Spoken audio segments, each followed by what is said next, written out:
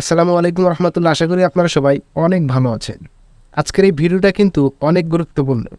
যারা কিনা ইউটিউবে মনিটাইজেশনের জন্য অ্যাপ্লাই করতে চাচ্ছেন, যারা মনিটাইজেশনের জন্য অ্যাপ্লাই করেছেন কিন্তু আপনার চ্যানেলে কিন্তু মনিটাইজ পাননি, তাদের জন্য আজকের এই ভিডিওটা অনেক গুরুত্বপূর্ণ। ঠিক আছে, যারা অ্যাপ্লাই করবেন তাদের জন্য গুরুত্বপূর্ণ, যারা অ্যাপ্লাই করেছেন তাদের জন্য গুরুত্বপূর্ণ।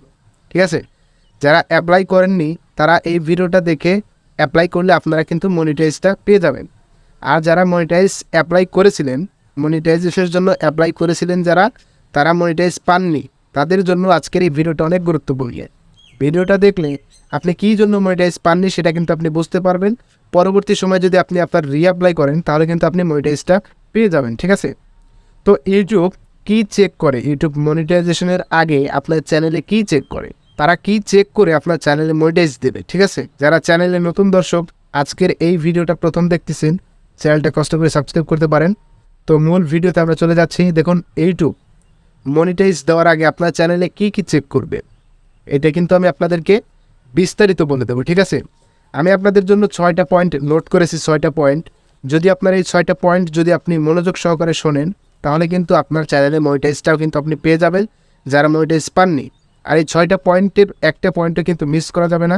অনেক গুরুত্বপূর্ণ আজকের এই ভিডিওটা। যারা মনিটাইজ নিয়ে চিন্তা ভাবনা করছেন, যারা চ্যানেল খুলেছেন যে আমাদের ইনকাম করতে হবে অন্তত, ঠিক আছে, মনিটাইজ আমাদেরকে পেতেই হবে, তো তাদের জন্য আজকের ভিডিওটা দেখুন। প্রথমত অর্থাৎ নাম্বার 1-এ যেটা রিভিউ করে সেটা হচ্ছে মেইন থিম। মেইন থিম কিন্তু আপনাকে ঠিক রাখতে হবে। এখানে মেইন থিম বলতে সঠিক পর্যালোচনা, অর্থাৎ আপনার যে ক্যাটাগরিটা রয়েছে সেটা কিন্তু সেই লিস্টের অনুযায়ী আপনাকে ভিডিও আপলোড করতে হবে। একই ক্যাটাগরি, ঠিক আছে, যদি আপনি একই ক্যাটাগরি একই লিস্টের উপর একই টপিকের ভিডিও আপলোড করতে থাকেন তাহলে ইউটিউব এটা খুব সহজেই বুঝতে পারবে যে আপনার ভিডিওটা এই ক্যাটাগরির এই আন্ডারে এই লিস্টের। ঠিক আছে, তাহলে কিন্তু ইউটিউব বুঝতে পারবে আপনার চ্যানেলটা এই লিস্টের। খুব সহজেই এটা ইউটিউব বোঝার কারণে আপনি কিন্তু মনিটাইজটা পেয়ে যাবেন। এটা কিন্তু 1 নাম্বার কারণ।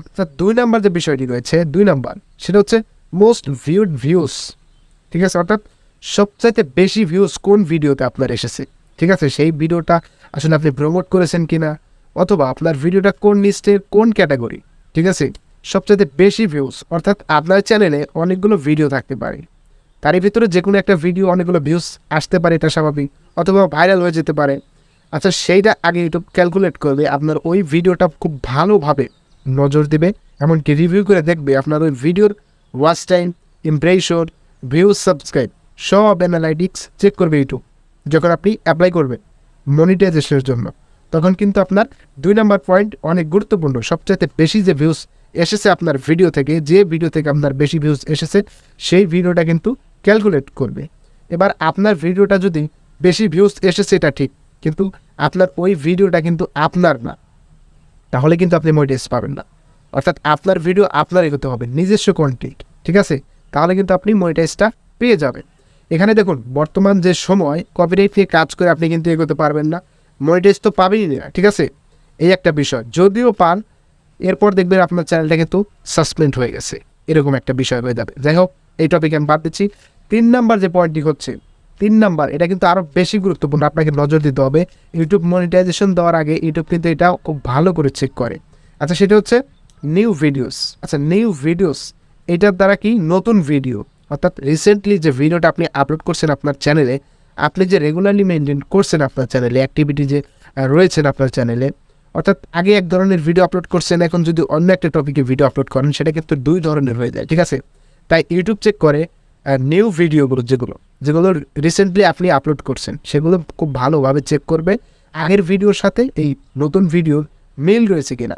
ঠিক আছে, মানে যদি একই হয় বা একই লিস্টের উপর হয় তাহলে কিন্তু আপনি মনিটাইজটা পেয়ে যাবেন, আপনাকে কেউ আটকাতে পারবে না। ঠিক আছে, আচ্ছা, 4 নাম্বার যে বিষয়টি রয়েছে এটা কিন্তু একটু আরও বেশি নজরদারি দিয়েছে, সেটা হচ্ছে বিগ ওয়াচ টাইম।